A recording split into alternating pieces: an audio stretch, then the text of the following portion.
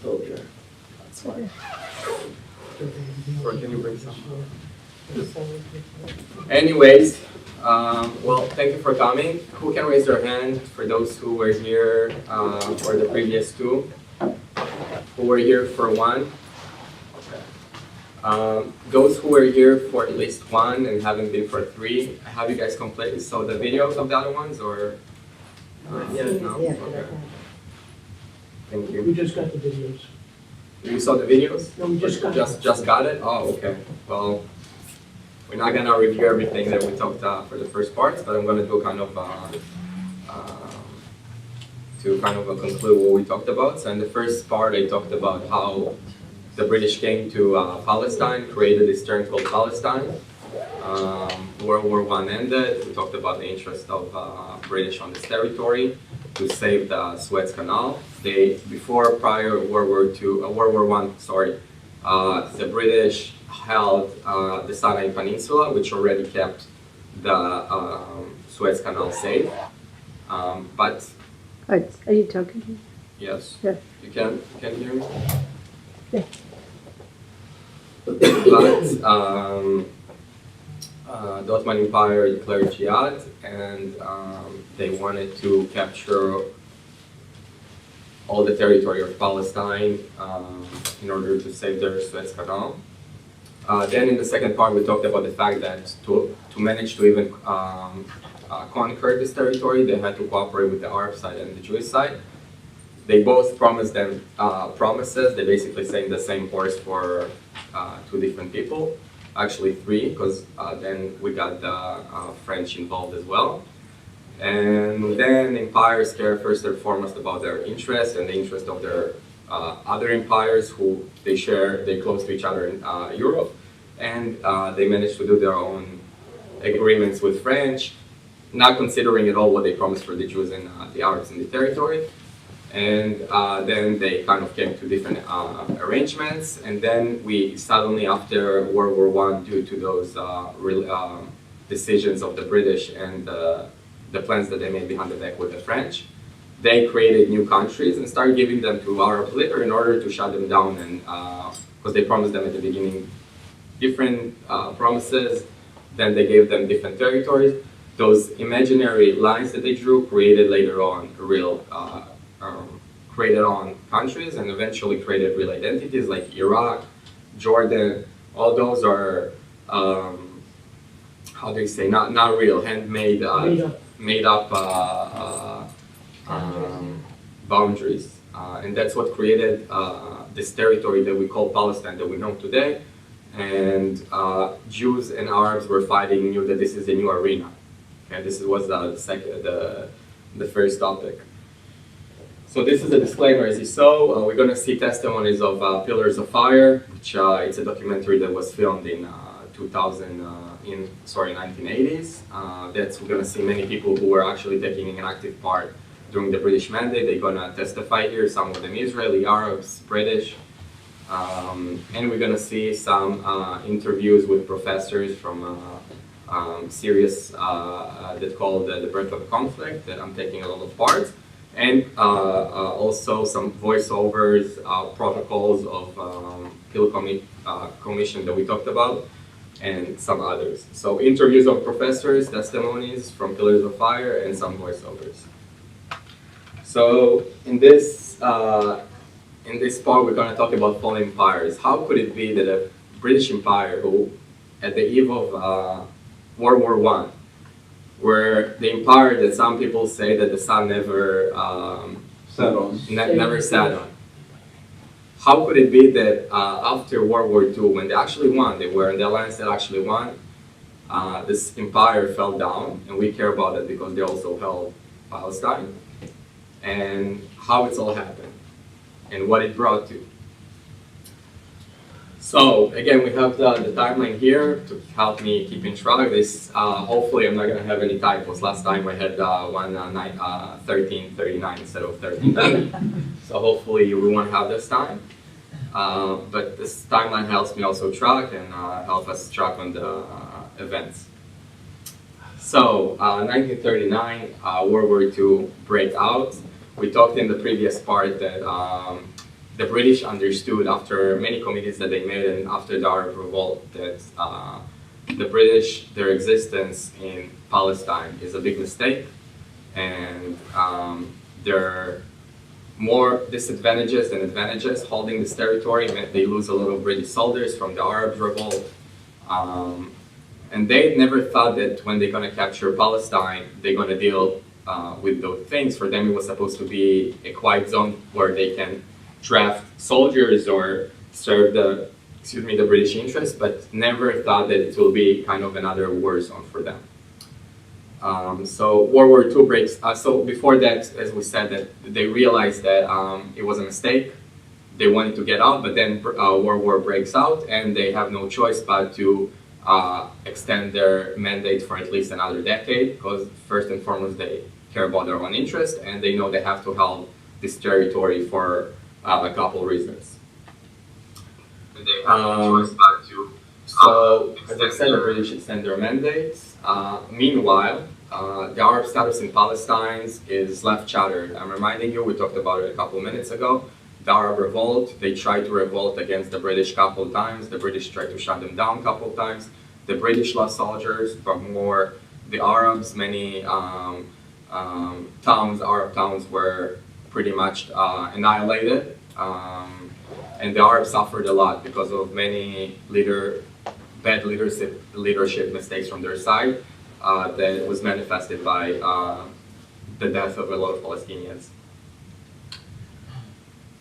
So the British army destroyed thousands of villages, as I said. Thousands were killed. When we talk thousands, we talked between 14,000 to 30,000 Arabs. This is a big amount, a big number to consider. Some of them weren't necessarily. Some of them were innocent. Some of them kids. Not all of them were actually fighting the British. Because they boycotted the Peel Commission that happened in 1937. The second thing, the local leadership was limited, eliminated or exiled overseas. I'm reminding you, Haj Amin al-Husseini executed, in his order, he has executed one of the officers in Peel Committee that brought to the table for the first time the idea of partition. The Arabs didn't like it because Haj Amin al-Husseini inserted to his people that it's a zero-sum game. It's either the Jews or it's either us as the Arabs or nothing. So as a result, the British exiled a lot of Arab leaders among Haj Amin al-Husseini. So now Haj Amin al-Husseini is actually in Lebanon. And he's not, although he's still controlling things, now he has to do it remotely, which we know is harder for a leader to do. And the third thing, thousands were killed, and in the Arab civil war, there was a civil war at the end of the day, and the Arabs started fighting inside, and many people were lost. On the Jews on the other side,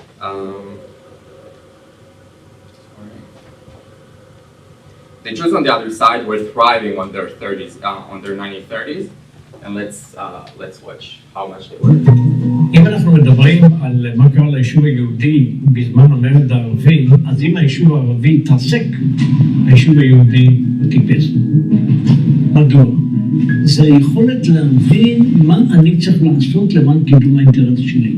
בגלל שלהם היה א', להגן על עצמם לפני המרד הערבי שפגע גם בהם, ב', לקדם את רעיון המדינה היהודית.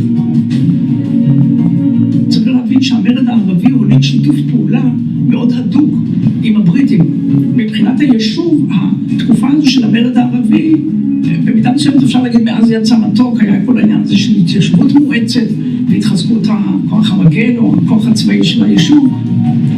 להשיג מהבריטים מה שאי אפשר היה להשיג בימים כתיקונם. למשל, רצו שהבריטים ייתנו לתל אביב להקים נמל. המזח שהפך לנמל בתל אביב, נכון לזמן אמת, זה הישג אדיר. הנמל הזה עוד ישתמש ליישוב היהודי בעתיד. הייתה פה פריחה כלכלית, הייתה פה פריחה תרבותית, הוקמו הרבה יישובים חדשים. גם מפעלי תעשייה, היו כאן השקעות הון, היה ייצוא גדול, וארץ ישראל באמת הייתה כוח כלכלי חשוב במזרח התיכון, גם עם קשרים כלכליים עם אירופה ועם ארצות אחרות. אבל הדבר אולי החשוב ביותר זה שיתוף הפעולה הביטחוני עם הבריטים. So, beside that, the economy thrive of the Jews, they also cooperate with the British. Why? The British realized that they're not going to sacrifice anymore their soldiers if the Arabs attack from the Arab Revolt that we experienced the decade before, in the same decade actually, a couple of years before. And they wanted to train the Jews in order so they can protect themselves. Let's hear Begin, his testimony about this. טוב, מי שזוכר את הימים ההם יודע שהיהודים נרצחו בעיר או בכפר בדרך למאותיהם. הכנופיות שולטו בדרכים, היהודים הסתגרו בערים ומשמעותיהם. זה היה מצב נורא. אז ארץ ישראל כאילו הייתה מגולה חדשה. היו פוגרומים בארץ ישראל. But with all the love to the Jewish people, the British has their own interest, and besides of making sure that the Jews will be able to protect themselves, the Jews also, the British has built a pipeline from Iraq to the Haifa port, and they said we're going to train the Jews for their own benefits, but we're going to ask for something in return, and it's going to be that we're going to use their knowledge, that we're going to train them to protect our pipelines that were exposed to anybody. This comes to fruition in the summer of 1938 with what's known as the Special Night Squads, who are led by a British Christian officer called Wingate. המטרה של פלוגות הלילה, להגן על שלמותו של קו הנפט שהגיע מעיראק למפרץ חיפה לבתי הזיקוק. Much of the fighting is associated with the oil pipeline known as the tap line, and rebel bands have attacked the oil pipeline, and in response the Special Night Squads deployed. הוא פעל הרבה להרגעת הצרה הזאת, שזה בכלל היה קל. זה לא כנופיות, היו באים שני אנשים, נותנים שתי ימים בצינור, רף למעלה, מדליקים גפרור, הולכים הביתה וזה בוער. הבעיה הייתה איך לתפוס אותם בזמן או לפני, ככה או אחרי לפחות. הקו פעולה שלה, שהוביל אותה אורד וינקל, שהוא אמר, אנחנו לא מחכים שיבואו לתקוף אותנו, או שיבואו לחבל בצינור הנפט. אנחנו ניכנס לכפר שלהם לפני שהם יוצאים, בלילה, ונתפוס אותם, הם יפחדו מאיתנו יותר, וגם המטרה העיקרית, הם לא יחבלו בצינור הנפט. במידה רבה, אם אנחנו שואלים מי הכשיר את כוחות הצבאים של Sorry. She said that whoever, if we talked about who actually trained the Jews in and gave them the knowledge in the independence war in 1948, a big factor of this has to do with the British that trained them already in 1939 in order to protect their pipeline. So here's the status of the Jews. In Palestine, they're thriving. The economy is great. They feel more protected. They managed to start to establish their own defense organization based on the knowledge that they get from the British. And they're thriving. On the other side, Jews in the diaspora, beginning World War II, the anti-Semitism in Europe rises to a new bars that it never reaches out before. And they are suffering and realize that the Jews in Europe are in a big distress. So the Jews realize that the Anaga Yehudit, the Jewish, the Zionist leadership realized that they need to start bringing those immigrants, those who wants to immigrate from Europe, from the escape the anti-Semitism that only going to raise up, and we all know that in a couple of years Holocaust is going to happen, which already starts to initiate. What they need to do is to try to bring as much as Israelis, as much as Jews who wants to escape Europe to Palestine, so Palestine can be a shelter, okay, constitute as a shelter for them. And very important to say that during these years, the leadership of the Zionist movement, right, they were thriving at the end of the day to reach a Jewish state, a Jewish authority. But during those times, they were more concerned to save those lives. So they really wanted it to Palestine to constitute as a shelter first and foremost.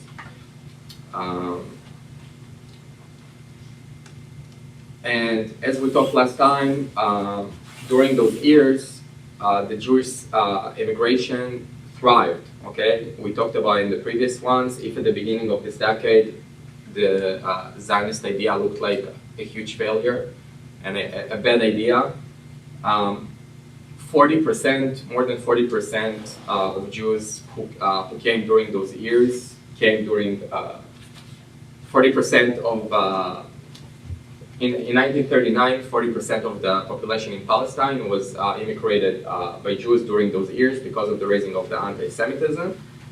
More than 250,000 Jews came here legally, okay, from Europe. This is a huge number. There are some historians that actually claim that the state of Israel was established even the eve of World War II. The economy was so great, Jews were able to legally immigrate to Palestine. So it really felt like, although it's not officially a Jewish state, it's really kind of acted like an autonomy of its own. But not formally, of course. But everything sounds perfect, right? We just talked about the fact that it's almost looked like the Jews had their own countries, but the Zionism suddenly faced a dramatic upheaval. Is Ben-Gurion the leader of the Jewish agency? During this time, yeah, we're going to touch about it, yeah. If we were going to win the war, it was absolutely essential that we should be on good cooperative relations with the Arabs, because our lines of communication, for example, with India, passed through Egypt and the Near and Middle East. And if the Arabs were against us, then they thought we would be risking losing the war. It was going to be difficult enough to win anyway. And the chiefs of staff asked that we should reduce, if not abolish completely, Jewish immigration to keep the good. So it's always perfect until the British decides to stop the Jewish immigration, to take it out of law.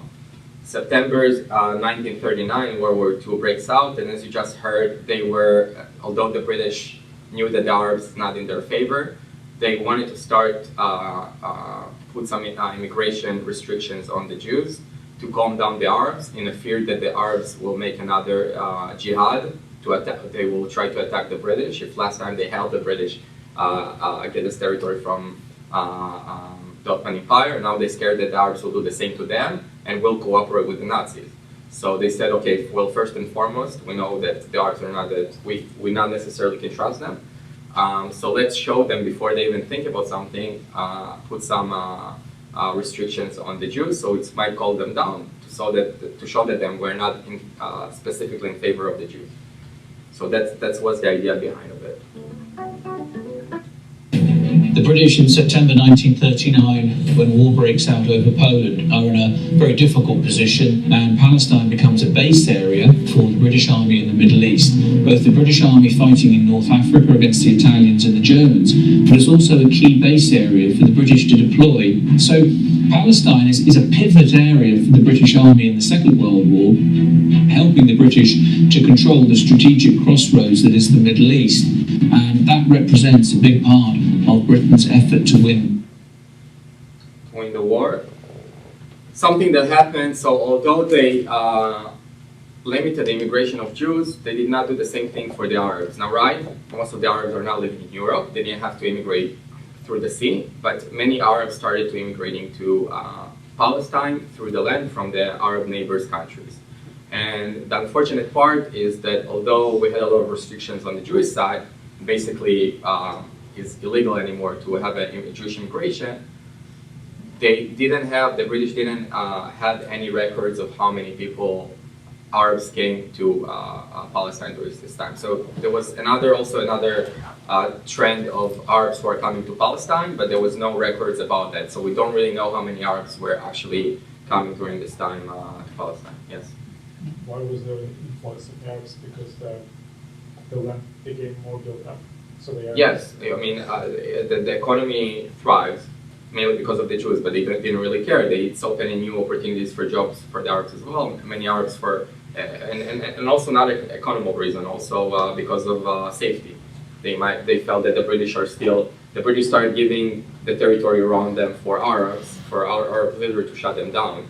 So now it's not under the Arab authority anymore. I mean the British authority anymore. So they wanted to go to the only place that is still under the British authority, because maybe it's safer. Because the British are still owning the land and have their own soldiers there. Okay, so in 1942, this is the peak of the Nazi Germany in World War II.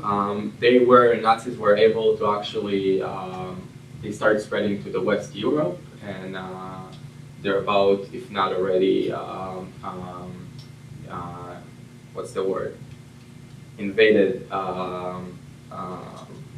the USSR and the Soviet Union, and now they're getting closer to Palestine. The British are really scared from it, and also they're cooperating, the Nazis cooperating with the Italians in North Africa, and threatening to invade to Egypt. And what they do is that they really get into a panic, and this is what the British does.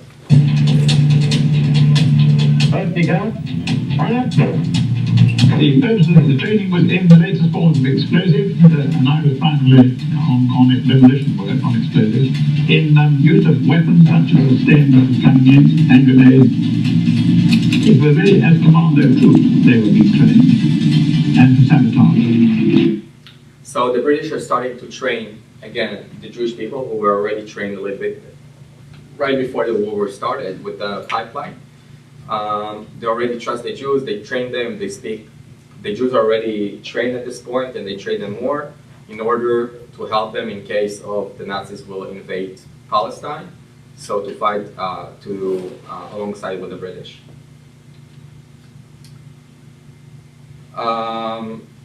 With that being said, they trust enough the Jews to help them, but not enough to train them, but not enough to actually help them. And the immigration laws, which put the Jewish immigration from Europe, is still out of law, still illegal.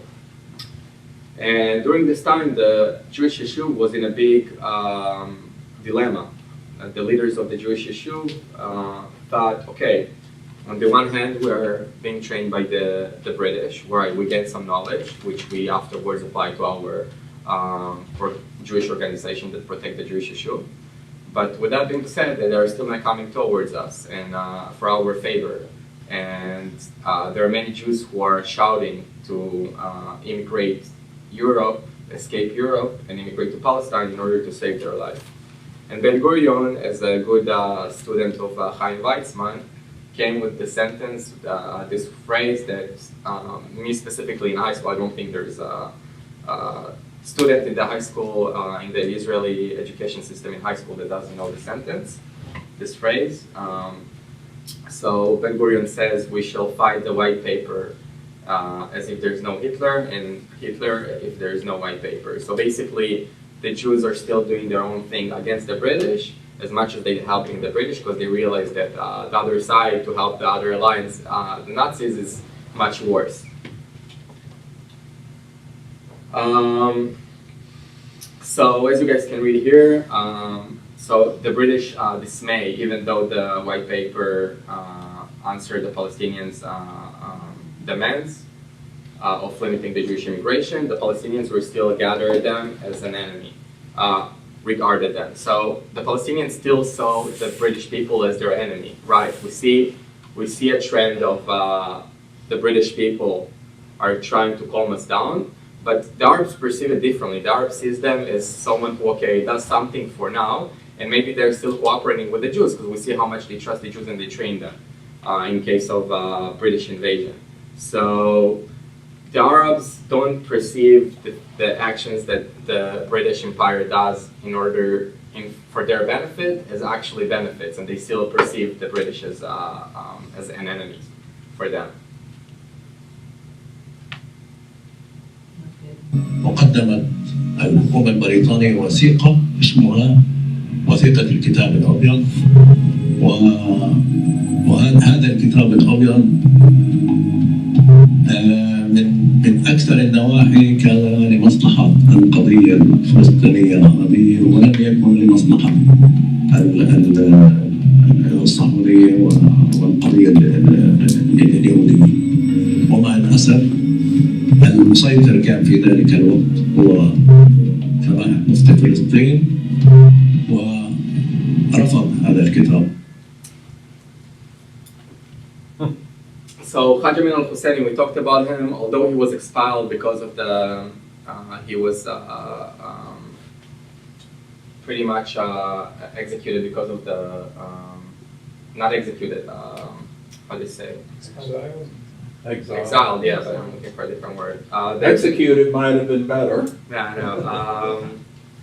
The British said it's also his fault, taking side in executing this British officer that offered the partition plan. And although he is now in Lebanon, he still remotely controls the Palestinian propaganda against the Jews. He still has people who are following him in a gang way or in a different political way, but he still managed to remotely control the Palestinian propaganda against the Jews. الشعب الفلسطيني في ذلك الوقت رأى في ألمانيا وكأنه المخلص، يعني هو رأى في البداية ببريطانيا هي المخلص من الأتراك، ولكن تم خذلانهم، وبالتالي هو رأى يعني بعد ذلك في ألمانيا أنا سأتخلصه من الاحتلال البريطاني. Haj Amin wants the Germans and the Italians that should they be victorious in the war, that they should recognize Arab independence in his leadership in Palestine. אפילו הוא ביקש אז, הוא גידל רגש עד כדי כך להיות המנהיג הערבי הבולט ביותר בעולם. הוא ביקש להיות מנהיג האומה הערבית, לא רק מנהיג העם הפלסטיני. Accused is the word that I was looking for. He was accused for the assassination. Guys, this is Haj Amin al-Husseini and Hitler sitting in 1942. He was expelled, as we said, to Lebanon, and he realized he has no more future of cooperating with the British. The British don't like him, so he does what any other leader does.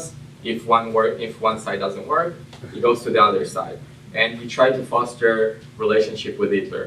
Unlike the British, Hitler really likes him because he sees how much he hates Jews, and this is something that they see together. Hitler doesn't have too many alliances, and having someone from the Arab side who actually knows the Middle East, where they actually are now located, is great for Hitler, the Nazi regime. So they cooperated, and since November 1941, Haj Amin al-Husseini moves to Berlin, and he's going to spend his next 4 years there. He's mainly going to foster a relationship with Muslims in Europe, in the East Europe countries. He is the one who eventually will offer to Hitler to initiate the final solution, which is killing the Jews instead of expelling them, because he knew where they're going to be expelled for, and he didn't want them to go to Palestine. So for them, the best solution is actually to kill them. Here he is in a line getting respect from the SS soldiers. Here's him with other Nazis. Was Hitler? Yeah, it could be. Could be Hitler. Might be Hitler. So Hitler sees Haj Amin as an ally in his war against the Jews and the Bolsheviks, right? Haj Amin finds himself moving closer and closer to the SS. He is brought to Yugoslavia. He's there with anti-Jewish material, which he distributes to the recruits to the Waffen SS. This is part of this growing interest in Nazi anti-Semitism and genocide. But he is there to raise battalions for the Waffen SS. This is the war crime that he's indicted for, and the reason why he's excluded from Palestine after the war. הוא הימר על הסוס הלא נכון, הימר על הסוס שנראה רע בעולם, וגרם לנזקי תדמית. צריך לציין כאן שלא כל הציבוריות הפלסטינית הייתה איתו, וטועים שחושבים שהיא טוטלית הפלסטינים היום הגרמנים, ואני חושב שצריך לראות בחיבור שחיבר מג'ד א-סדקי ב-41, למה על הערבים והמוסלמים להתנגד לנאציזם בשיא כוחו של הנאציזם. וזה דברים אנשים שלא יודעים ולא רוצים לדעת, וזה מלמד שבו כל הציבוריות הפלסטינית הייתה עם הליכתו. Okay, but it's really important to acknowledge that some of them existed, so some of the Arabs actually helped. Okay, the British fight against the Germans, and there were Palestinians who were actually opposing them, and Haji Hussein, and didn't see things the same way that he does. Yes. Yeah, in particular, Abdullah I of Jordan actually declared himself a British ally, and his army, the Arab Legion, Right, we're gonna talk about it in auxiliary. Right. מה שלא ידוע לציבור אולי, ערבים ויהודים החלו להתגייס או להתנדב לצבא הבריטי. קרוב ל-12,000 לוחמים פלסטינים התנדבו ליחידות המעורבות. לצד אותם 26,000-27,000 יהודים. הם שירתו ביחידות מעורבות, לחמו במצרים, בצפון אפריקה, באירופה, והשתתפו השתתפות פעילה מאוד במלחמה ובמאבק נגדה.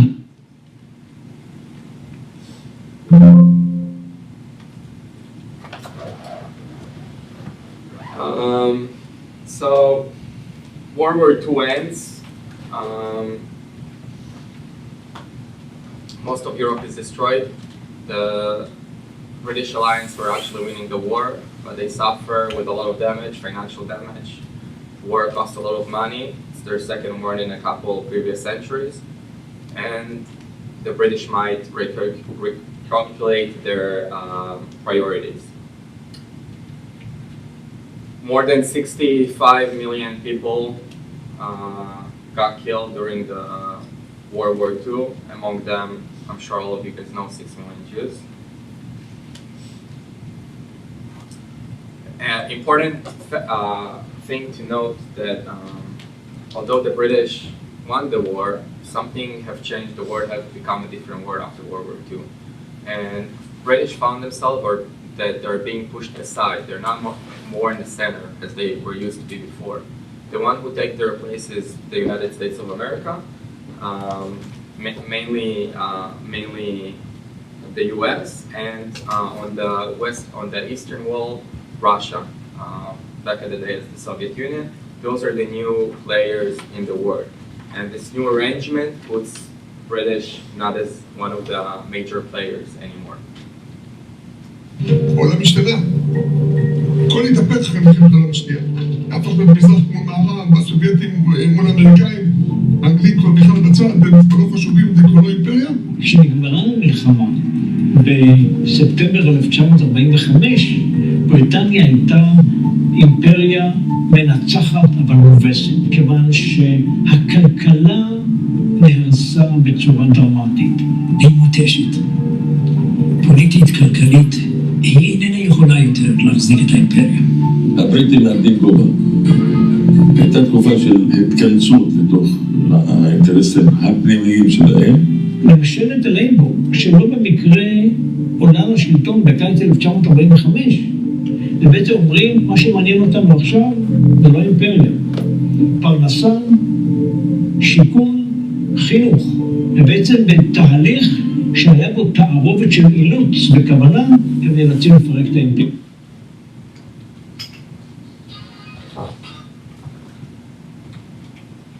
Now there's a new problem that they're facing with, which is more than 100,000 refugees, Jewish refugees, find themselves homeless after World War II.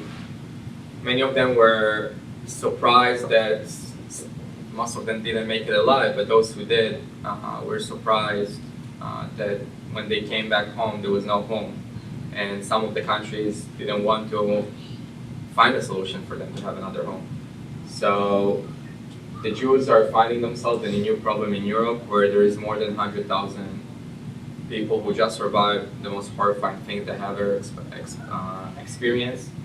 And they're dislocated Jews that need to find place.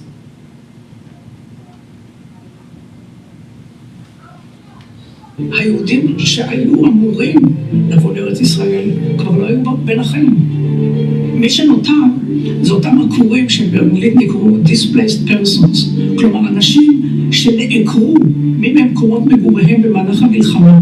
חלק גדול מהם היו יהודים שבמהלך המלחמה ברחו לתוככי ברית המועצות וככה הם ניצלו חייהם, ולקראת תום המלחמה הסובייטים אפשרו להם לחזור לארצותיהם. הם הגיעו לפולין וראו שאין להם מה לחפש שם, ואז הם התרכזו בחלקים המערביים של גרמניה. Right after World War II, Harris Truman is the 33rd president of the U.S. who said the U.S. captured the British place and now they're in the center. He says he's being shocked from the horrifying things that he sees in Europe, and he puts pressure on Britain to make the immigration for Jews to Palestine legal again. But the British refused and did not surrender to the pressure of Truman. And now we're going to hear why they refused.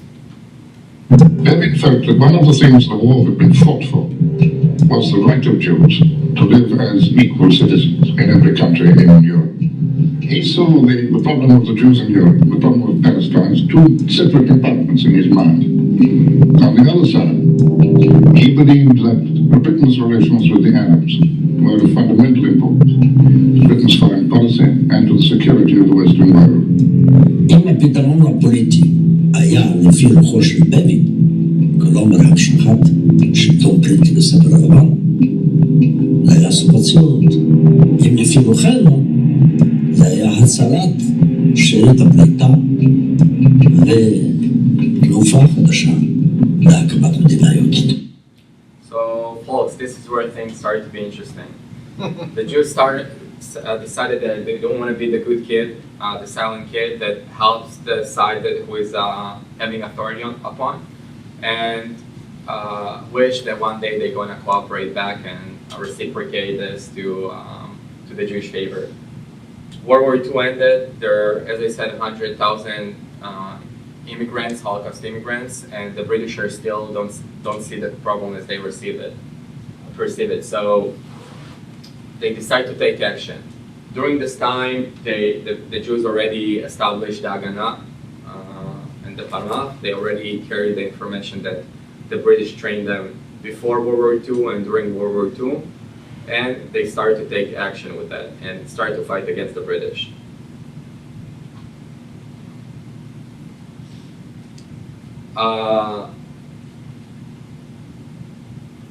What it also brought is that during this time there were three major underground Jewish fighting organizations. The first one was the Haganah, the other one was the Irgun, in Hebrew we say Etzel, and which is abbreviation for Irgun Tzvei Leumi, a national armed force organization, and we had the Lehi. Every organization got withdrawn from the other one, and every organization was more radical from the other one. Some might consider the Lehi as a Jewish, pretty much a Jewish terror organization. Not even, not working in a legal way, okay? None of them were working in a legal way, right. But the Lehi were actually, their actions might have had consequences of killing people who are innocent as well, okay? They began to regard us as their enemies. We were not really their enemies, far from it. But whether we were right or wrong, that's how it was So what they did is the Jews implement their knowledge that the British gave them against the British. This is the best maybe way to show the teacher how good you learn. And the Jews are implementing their knowledge, as I said, against the British. After 1945, Jewish terror attacks against the British are much more focused. You don't have the nationwide revolt that you have with the Palestinian Arabs. The insurgency is a different beast. So what you have is a disciplined insurgency, focused terror. It's articulate in its response both politically and militarily to the British. And as a consequence, while the British deploy similar methods as they did in the 1930s, they're not employed to the maximal levels that they were against the Palestinian. This is the Haganah, the Etzel or the Argun, those are their symbols, and this is the Lefi.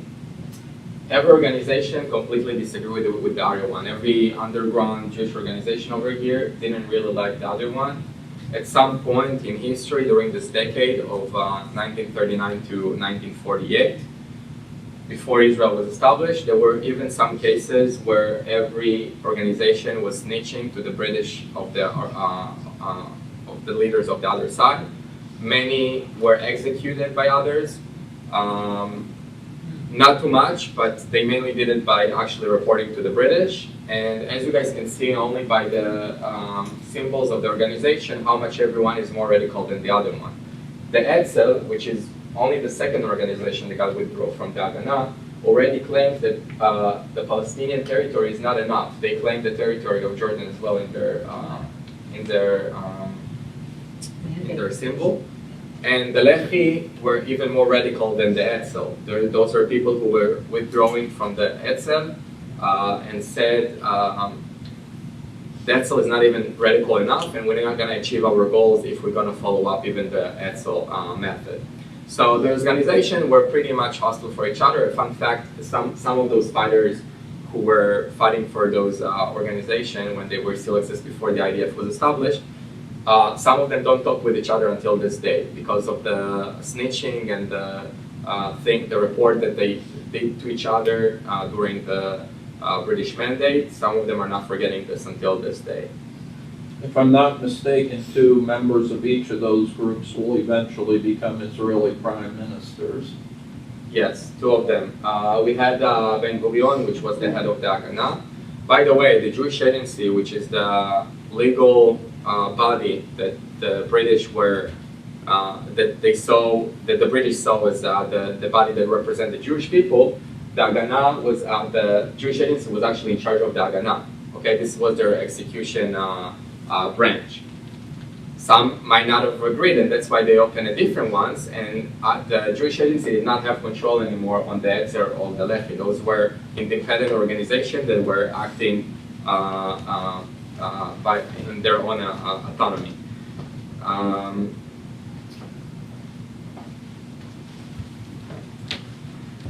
So what happened, something unique happened, is that the first time Ben-Gurion said, okay, well, not having the Jewish immigration legal is a problem of all of us. So he united, he initiated an offer for all those three organizations who were hostile for each other to actually cooperate together. And he opened an organization that was involved with three of them called Tnuat Ameri Ivri, which is the Jewish Revolt Committee and Commission. And those three organizations together were cooperating for the first time in history, very secretly under the headquarters of the Jewish Agency in Jerusalem.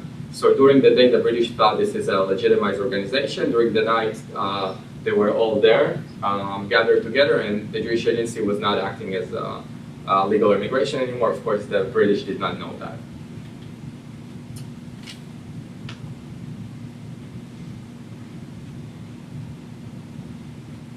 So after a mutual operation that they did together, the British are still refusing to change their policy. And after 6 months of operation,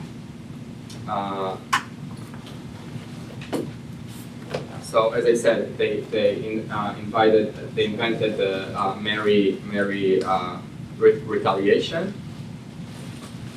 And one of the biggest execution of operation that the Mary actually did against the British is that during the nights between June 16th and the 17th of 1946, the Mary blew up 11 bridges. Now, why is it so important? First of all, it's not easy to execute such an operation. And second of all those 11 bridges were the only 11 bridges that connected Palestine to the Arab countries.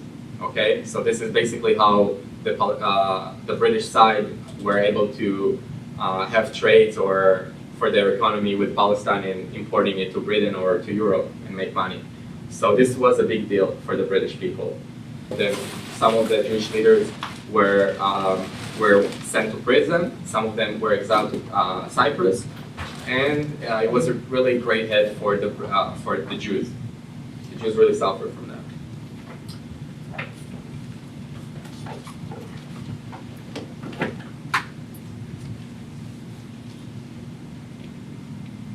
Chaim Weizmann started to worry about what's going on, and he said, I think from now on he thought that the British will be too much hostile, and the idea of having those organizations together working in cooperation losing its point.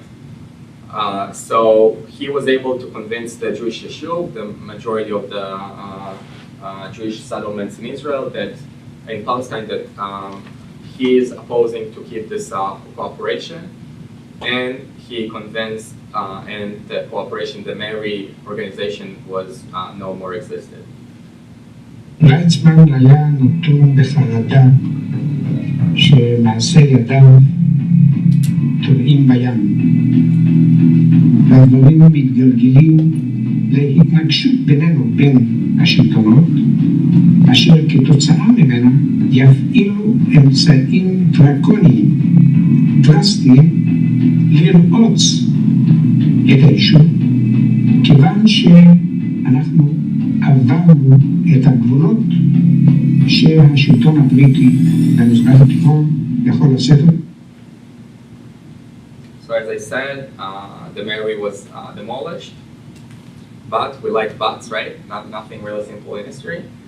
The Etzel and the Lehi decides to, although Chaim Weizmann said no more for violent action against the British, the Etzel and the Lehi said, we're not going to achieve what we want if we're not going to keep doing it. They suffered. This is why they raised their resistance against us. That means it bothers them, and we shall keep our violent opposed to resistance to the British. In July 1946,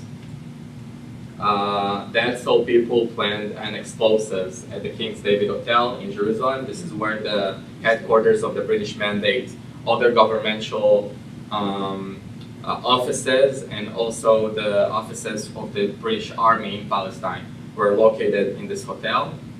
This hotel exists until this day, by the way. And they planned explosives, and this is what happened. The King David Hotel itself. It was in the wing on the right of the picture that the terrorists placed their explosives. And the result of the crime, the tragic scene, is like a serious incident during the Blitz. The Jewish terrorist organization, Irgun Tzvai Leumi, openly admitted responsibility for the bombing. Many arrests have been made. Leaders of the Jewish agency have expressed horror at the dastardly crime perpetrated by a gang of desperados. To see 83 of your close acquaintances, colleagues and friends killed in that barbarous way was a very emotional experience for me. I attended about 15 funerals personally, British, Arab and Jewish funerals of the casualties of this episode. My wife says I've never recovered from it. It certainly made an effect on me which I've never forgotten. What I'm going to say now is very controversial, but it's a historical fact. It's just controversial on if it's considered to be during the State of Israel, because it was a little bit before. This terror attack of the David Hotel in Jerusalem, considered to be the biggest terror attack, period, until the 7th of October in the Israeli history. As it says, 91 people died, and it's really a little bit ironic to say that the biggest terror attack before the 7th of October was caused by Jews in Palestine. Yes? I thought Menachem Begin warned everybody that they thought there were several phone calls made to the King Hotel before the blast went off. That's completely true. I decided not to add it here, but it's completely true. Since you opened it, I will say it publicly. The British had some agents inside inside the Jewish issue.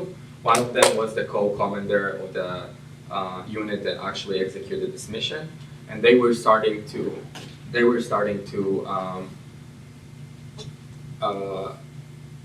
how do you say that? Warn the British people, the British people about the fact that they're gonna execute this operation half a year before it's even started. The problem is between the argument starts between the British side, where it starts to be stopped. Their intelligence organization, which I completely forgot how it's called, but the British intelligence was actually warning the British political side in Palestine, and they decided to ignore it for their own reasons. So it's true what you said. Are you talking MI6? No. There is a name for, it's an acronym of 3 letters, the British intelligence. SAS? Maybe. Not sure, I don't want to look it up now, but it came to the British intelligence. It was stuck between the intelligence to the actually political side of the British mandate. And the guy that just talked is the one who actually, again, there is actually a testimony of him saying how much he regretted those warnings, but I decided not to add it here. Another amazing thing that happened is that during 1947, the British Empire dismantle process has started and reaches its peak, actually. So what they did is that during this year, the British realized that they are about to leave India. Okay, and we need to remember to ourselves that their main interest of holding Palestine is to ensure the access of all their things that they have in the resources that they have in the sources that they have in India will go through the Suez Canal, and that's the main also reason why they had Palestine, beside of the porting and everything they had otherwise. But the main reason was to actually hold their connection with India. And at the end of World War II, Britain was in tremendous amounts of debt, had suffered tremendous loss of life, and simply didn't have the money to continue a repressive regime. And in 1947, they've lost India. So the sort of raison d'etre for being in the Middle East has shifted. They don't have that need to sort of protect the routes to India in the same way anymore. Palestine is part of the strategic crossroads of the Middle East, and not only does it protect the flank of the Suez Canal, but also in its position, it connects the route across Arabia down to India. אם ארץ ישראל בתחנת סואץ, העולם הערבי, כל זה קשור ליהלום שבכתר הודו. אם הבריטים מחליטים לפנות את הודו, אז למה צריך להקריב כל כך הרבה בארץ ישראל? ארץ ישראל קשה מנסור להחזיק אותה, ואם לא צריך להחזיק אותה, אז מדוע להקריב את הקורבן הזה למען הודו כשכבר איננה?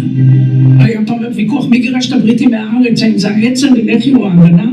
אז בעצם מה שאומרים החוקרים, אף אחד לא גירש את הבריטים מהארץ, הם החליטו שהם רוצים לעזוב את ארץ ישראל. So the General Assembly then appoints the UN Special Commission on Palestine, we call it UNSCOP, to look into the Palestine question and basically to come up with a solution. Okay, so in June 1937, as we just said, they forward this problem to the UN. 47? 47. You see, we found one typo. I knew that there's going to be at least one. And UNSCOP gathered, so they established the UNSCOP, which is the UN Commission of Palestine. Forgot what the S stands for. Probably special. They like their Special Commission for Palestine. I think you're right. And they create a new commission, which assembled by people from the UN this time, not from the British side, as in the Peel Commission 10 years before. And they come to Palestine in order to start discuss and find a solution. So the Jewish side is prepared, but on the other hand, the Arab side is not prepared. I'm reminding you, the Arabs were still struggling between themselves. They were struggling against the British, and the leader who pretends to be the guy who controls everything, Hajj al-Husseini, just lost World War II. For the British, he's not a legitimate leader to cooperate with, but he still does his best with his connections to remotely control what's going on in Palestine. So there's a whole mess regarding to the Arab side. So as a result, the Palestinians failed to present a unified front. The Palestinians don't have diplomatic representation during the Second World War.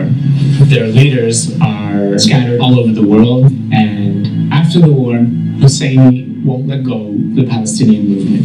This man who's been on the Nazis and lost brings them down with him. He won't stop resisting British plans. חאג' אמין הופך בעיני הבריטים, בוודאי בעיני היהודים, בעיני הקהילה הבינלאומית בכלל, לאישיות בלתי רצויה ובלתי לגיטימית. ולכן הבריטים לא היו מוכנים לדון איתו. So the British, as a result, they realized they are the one who were in charge on Palestine. They were the one who were in charge of the different groups in Palestine during their mandate for the past 3 decades. So they initiated the new Supreme Arab Committee. I talked about in the previous part that the Arabs themselves, after the biggest revolt in 1936, established the Supreme Committee. Hajj al-Husseini was able to take over the committee, and now they decided to legitimize the Supreme Committee and actually open a new Supreme Arab Committee without Hajj there. You guys all know what's coming next, but Hajj al-Husseini, although he wasn't actually in Palestine, he able to send his helpers to be part of this committee. So he's also remotely, although the British are the one who initiated the new Arab Committee, he is also able remotely to control it, although he is not a legitimized side and or a person to actually deal with. העליון הישן נמצא מחוץ לחוק, והקמת הוועד הערבי העליון החדש יצרה סכסוך פנים פלסטיני בחוץ. בערב השכנות הוקם מחדש הוועד הערבי העליון בניסיון הציג חזית אחידה מול אונסקופ, אך גם הפעם חאג' אמין ממשיך להתערב מבחוץ. הוועד הערבי העליון הישן נמצא מחוץ לחוק, והקמת הוועד הערבי העליון החדש יצרה סכסוך פנים פלסטיני. הבריטים לא קיבלו שחאג' אמין ייצג את פלסטין באופן ישיר. הוא יכול לשלוח, הוא יכול לשלוט, אז הוא החזיר את ג'מאל, יד ימינו, כדי לייצג את הפלסטינים בוועד חדש שיוקם. אבל חאג' אמין, כדי שלא ישאיר ספק, השאיר את תפקיד היושב ראש ריק, דהיינו זה פשוט.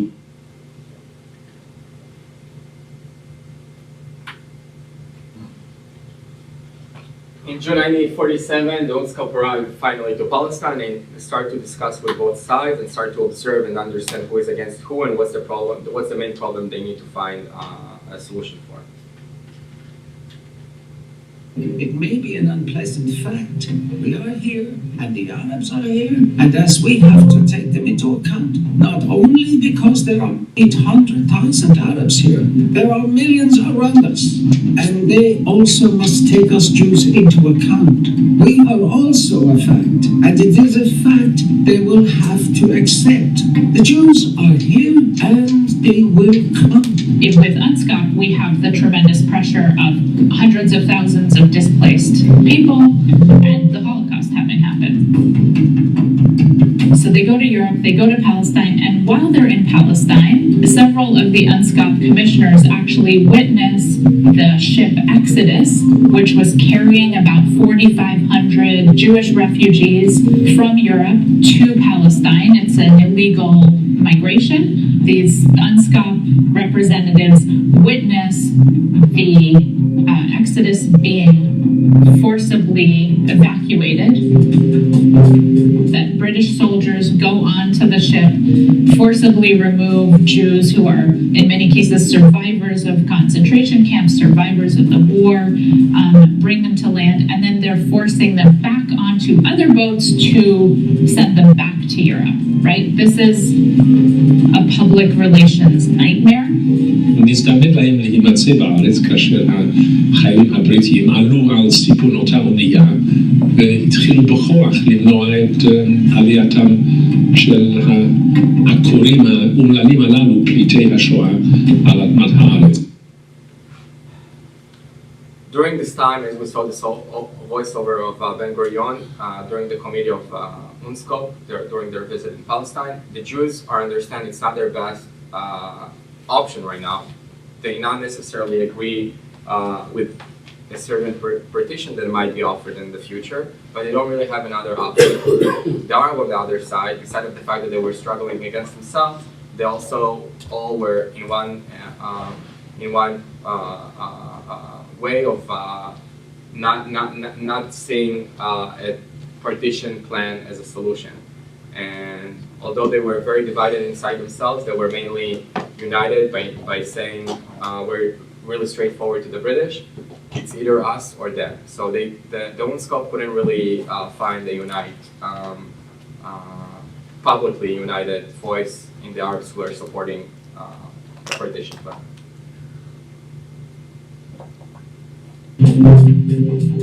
It's this moment that sort of crystallizes for some of those members just how entangled Palestine, Britain, and the Jewish question in Europe are.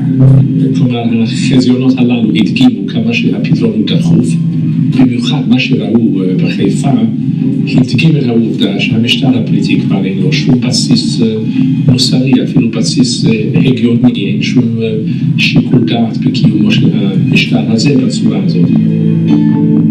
הוועדה יצאה בדרך ביוני 47 והגישה ב-1 בספטמבר 47 את המלצותיה. הדמיון לוועדה מלכותית ועדת פיל הוא דמיון שאתה לא יכול להתעלם ממנו. א', הם הגיעו למסקנה שהמנדט נגמר. כמו ועדה מלכותית, ויפה שעה אחת קודם. ב', הם הגיעו למסקנה חלוקה. במקום בריטניה בירושלים, האו"ם בירושלים. מבחינת טריטוריאלית הן לא זהות, אבל העיקרון הוא החשוב, שבשני המקרים הבינו שאין מנוס אלא לחלק את הארץ על מנת ליצור פה שתי מדינות ולממש את המאוויים של שתי התנועות הלאומיות. תוכנית החלוקה של 47 פעם ראשונה מדברת על מדינה פלסטינית עצמאית בלי סיפוח לכל ארץ ערבית אחרת. זה הדבר החשוב. ב-37 הייתה המלצה לצד הערבי להסתפח לנסיכות או אמירות עבר הירדן, וזה הבדל משמעותי בין שתי. Okay, so as soon as the committee finished and came back with their conclusions to the UN, a diplomatic race started to began from both sides. The Arab side wanted to affect the UN to make sure that they are voting against the partition plan, and the Jewish Hanaga, the Jewish leadership, did everything, their diplomatic effort to make sure that the UN will be able to execute the vote and more people will vote for the plan. So the one who resisted led the resistance of the partition on the Arab side is the Arab League. The Arab League was actually assembled by the new Arab countries. They basically pretend to represent the Palestinian side, since the Palestinians didn't have anyone to send to.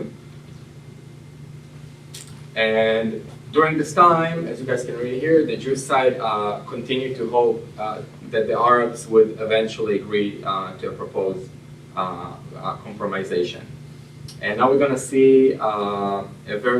for me it's shivering to hear this testimony from Abba Evan, how the Jews tried, actually really tried in a diplomatic way to find a solution. So once the British are leaving Palestine, there wouldn't be any war, but very unsuccessful. ישבנו במלון הזה בגונדו בסלובוי, עם עזרם פאשה שהיה המזכיר הכללי של הליגה הערבית. הסברנו מדוע הרעיון של חלוקה הוא רעיון של פשרה הוגנת, מדוע לא ניסה וניתן לפני המלחמה, כלומר בלי המלחמה. זה היה ניסוח שלי, ואני זוכר את תשובתו, אמר אתה הגיוני, אבל פה זה לא עניין של היגיון, פה זה עניין של גאווה, פה זה עניין של הכורח של תנועה לאומית להפגין את המושג היסודי שלה.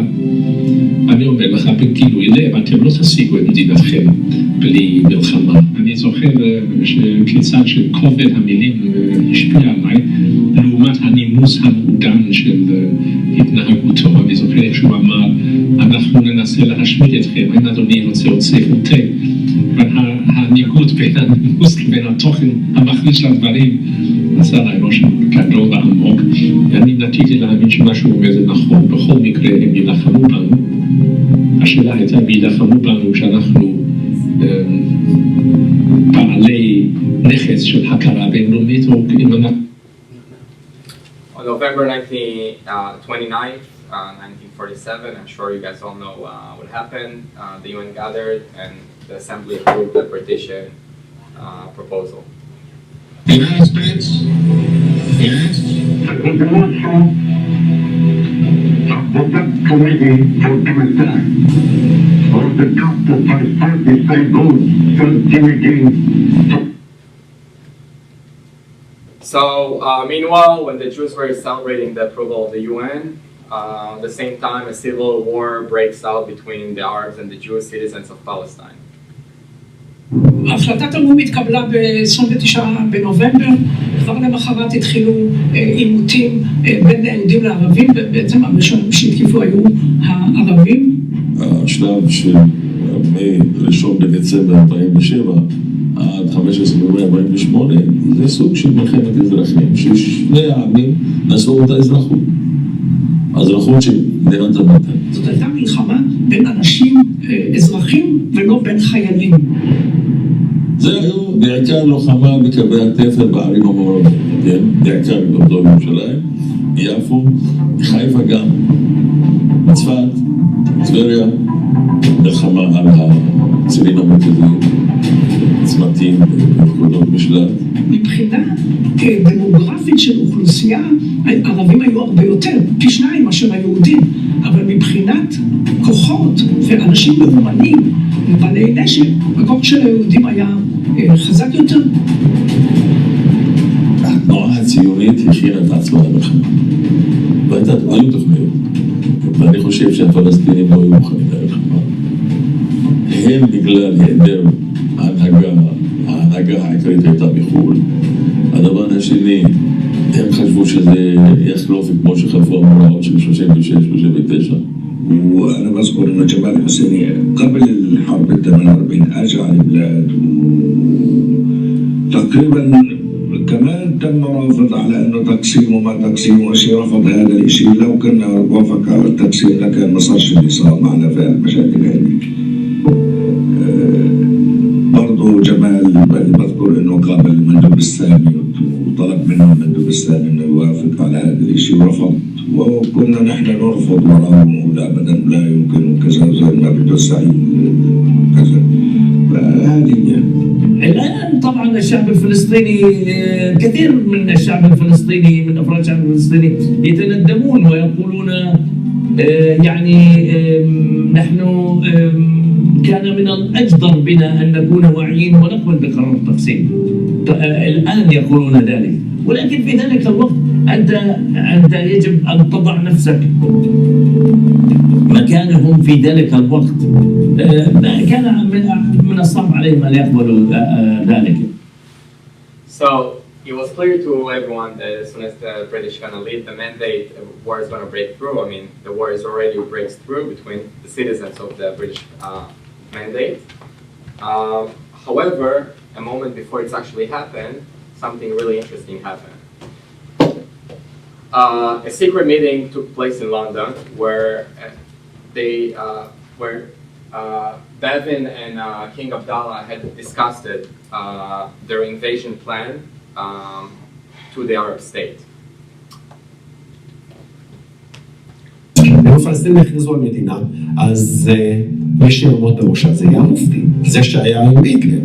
הוא הבין שמבחינת האינטרס הבריטי, הירדנים צריכים להשתלט על השטחים שהוקצו למדינה הערבית הקרובים לירדן, שטחי הגדה המערבית, ובכך בעצם למנוע את הקמת מדינה פלסטינית.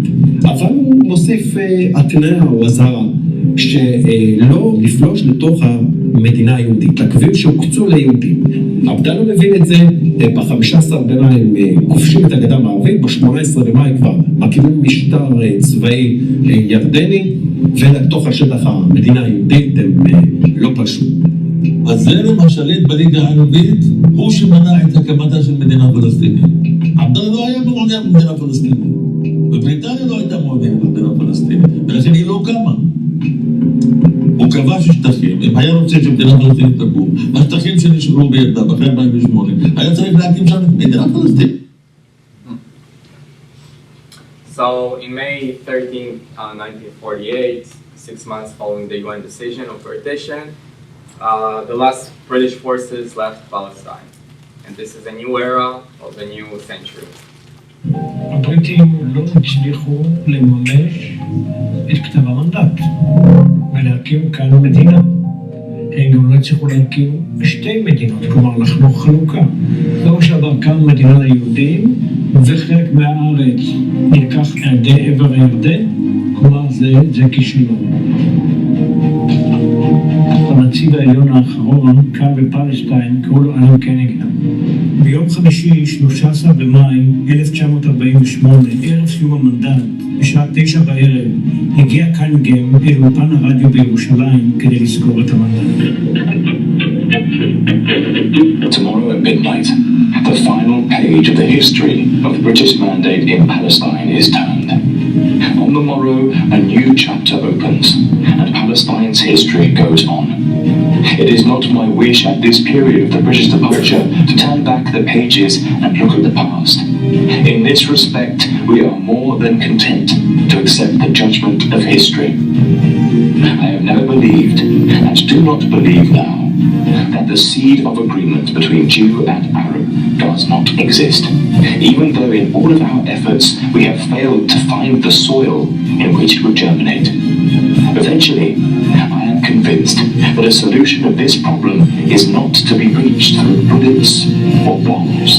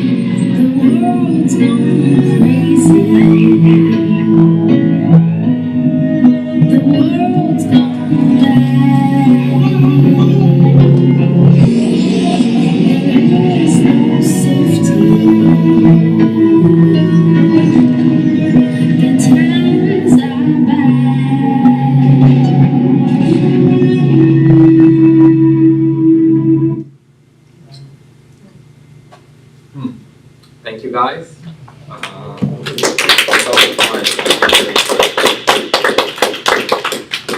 Thank you. Questions, and feel free. I talked more than an hour and 15 minutes, so feel free to go to the restroom or.